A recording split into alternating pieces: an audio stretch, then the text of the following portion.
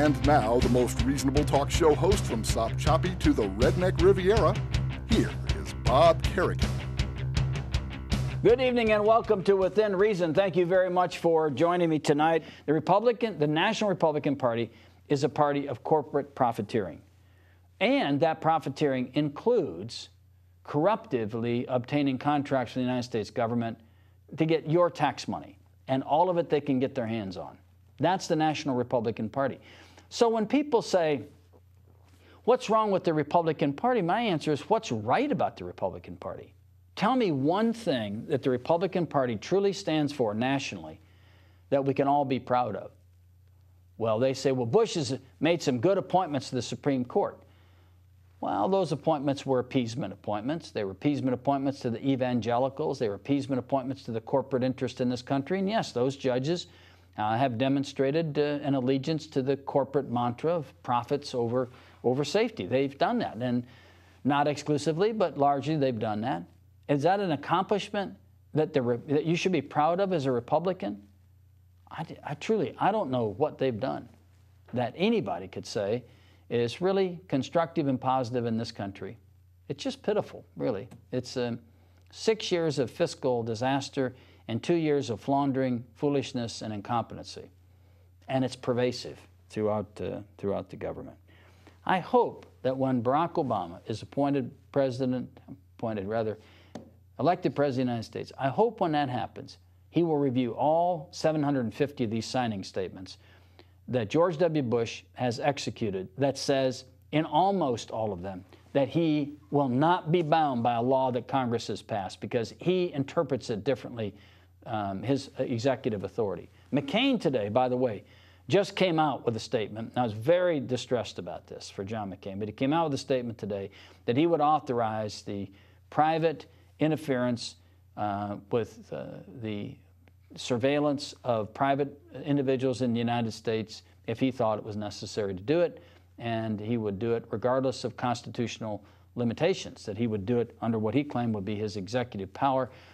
Now, most people say, well, if you haven't done anything wrong, why do you care if the government's listening to you?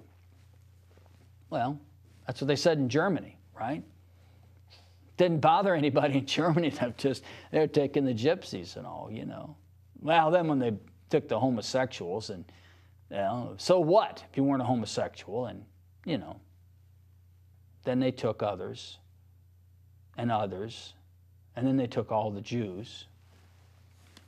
Okay? So we have to fight vigorously for any invasion of our privacy by the United States government. We have to do it. Now, isn't that what social and political conservatives should agree with? Shouldn't they say, absolutely, we agree with that?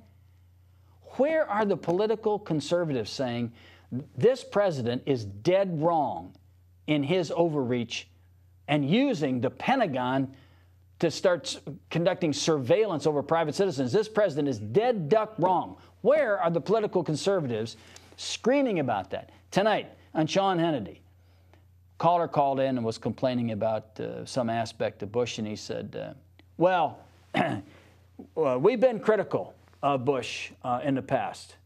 Really? You tell me, where is it? Where are the Republican conservatives vocally critical of Bush? See, it's the difference in the Democrats. Let me go back to the Rules Committee. It's the same thing we saw in the Rules Committee. They're clashing, they're fighting, they're mad as they can be. The vote is, what was it, a 3-vote difference, 13-10 or something? I mean, it was, or 17-13, whatever. It was close. You know, it was like 30 total members, I think. But it was so close, vigorously fighting. And during the whole debate, what do we hear? Protesters in the hall.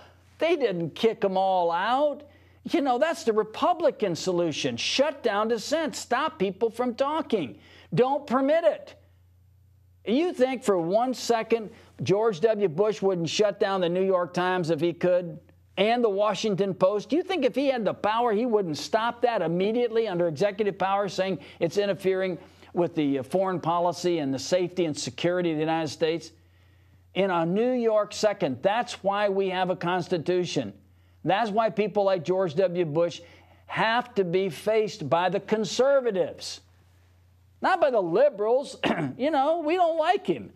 Where are the conservatives that are screaming and hollering about the excessive invasion of our privacy, about the erosion of our personal liberty, about the lack of accountability, and about fiscal irresponsibility? Where are the conservatives speaking out? Not on talk radio. And nobody that calls in says, you know, this president's been a disaster. You know, he's no fiscal conservative. He's no conservative at all. He's an opportunist. You know, Karl Rove said, listen, we'll go appeal to the ignorance of people, and we'll put on all of these ballots in these states prohibiting same-sex marriage. We'll turn out all these people. We'll foster hate. We'll crank up hate as hard as we can. We'll make it work for us.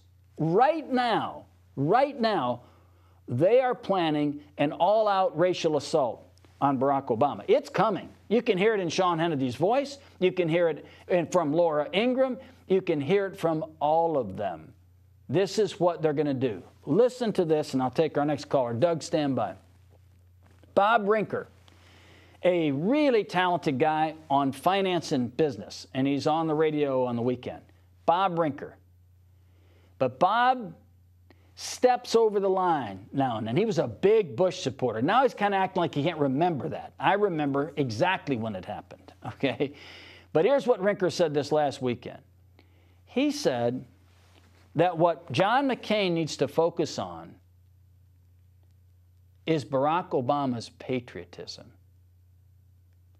Focus on a person who has been nominated by the people of this country to be a candidate for President of the United States.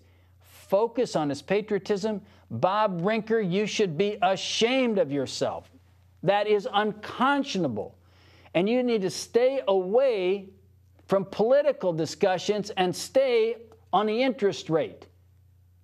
By the way, Bob, your comment that as oil goes up, it's anti-inflationary because it cuts down demand is absurd. Talk to the average person around here, okay? They're paying through the nose for their gas and their food. And Bob Brinker's saying, yeah, but inflation is just really low under Bush. It's really low. It's not bad at all. We don't have, people aren't really paying that much more, right? They live in la-la land. That's where they are. And Brinker has really overstepped it this time when he made that crack. But it's coming. I promise you, it's coming after Obama. This is Within Reason. Bob Kerrigan, your host. This program is rebroadcast on Monday night at 10 and Friday night at 10. Thank you for your calls and emails and voicemail messages, and we will see you next week. And thanks a lot for watching.